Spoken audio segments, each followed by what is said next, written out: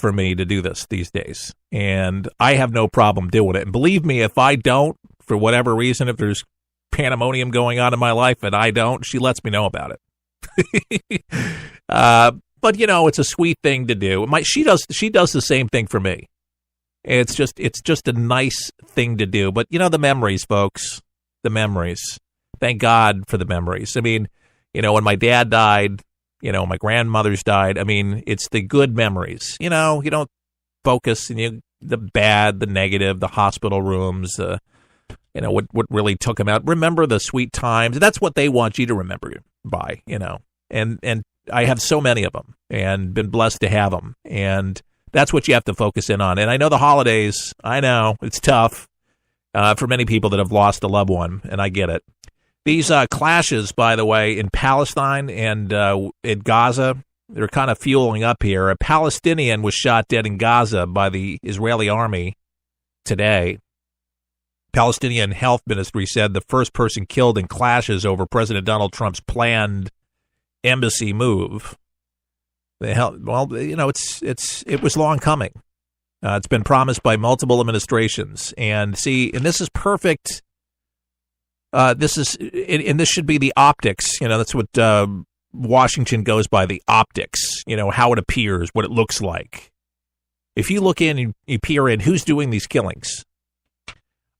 They're going over throwing bombs, and this is exactly what this person was. He was shot dead by an Israeli army because he was coming in with bombs. Israeli army confirmed it had shot 2 people along the border, accusing them of main instigators and violent riots along with weapons. They're inciting violence. Their leadership inciting violence over this. Instead of having a peace, they say, we don't want peace now. There's no difference. They've been operating in Jerusalem anyway, with most of the governmental offices have already been in Jerusalem. It was more symbolic and more because Barack Obama dissed Israel for 8 years. And now, since America really has a friend in Israel, they hate it. Sorry, why can't we just all get along? Yes, the Palestinians are people too. I just got an email in from somebody, and absolutely, they are folks. And however, I make this very clear. The incitement of violence is coming from where? From Israelis that are throwing grenades, that are running out of Jerusalem or out of any part of Israel into Palestine to be able to blow up Palestinians? That's not happening. It's the other way around. All right? And anybody that lives there, I have friends that live in Israel. Michael Medved, he's a national talk show host. I've had much dialogue with him over the years when I worked for Salem about these very issues. He's got a brother that lives over there, his family that lives over there. Talk to anybody or read about it, what these incidents detail. And there's a long history of violence from that side. And they say that they wanted peace. That's deceptive. And by the way, whose land is it anyways? The Jews have owned this for thousands of years. For anybody to say, carve it up, give it to somebody, who said that? Chris Matthews the other day, just carve up half of Eastern Jerusalem for the Palestinians, or give them the whole thing. Give up more land for the Palestinians. The people that are funded by Iran, Hamas, that's where they get most of their funding from, with most of the weapons, and that give them the manpower to be able to carry out these heinous attacks on Israelis. We're supposed to do something great for them? I don't think so. What's the motivation? Seriously, and what are they giving?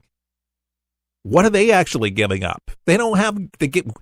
First, stop the violence. First, stop doing this. Concede land? Why?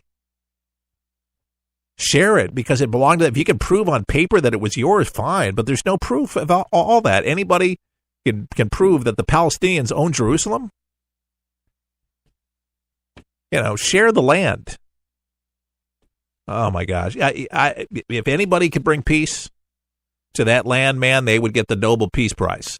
But if Trump does, mark my words, if for whatever reason the stars are aligned and God smiles on Donald Trump and the Trump administration and somehow they come up with some kind of peace accord that really brings the Jews and Palestinians together and the big love fest there and they live in harmony and they've never been happier, they're still not going to put him on the cover of their magazine.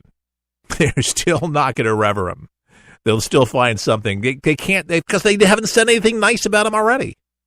Not one thing. Can they comment about him? Everything is negative. Impeach, impeach, impeach.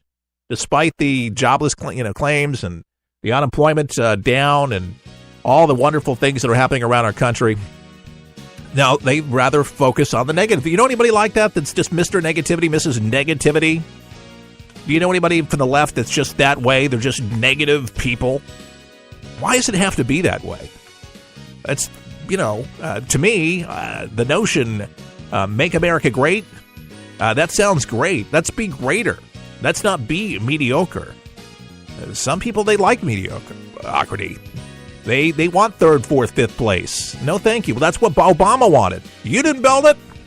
You didn't do it. For 8 years, that's what they were doing. Now we got somebody that actually wants to win, win, win. Let's do it, man. Keith Allen, For the People, our website, forthepeopleshow.com. If you can give us $1 today, that would be great. We're trying to raise money for an ad campaign to get us on some more stations. forthepeopleshow.com. All the best. May God bless.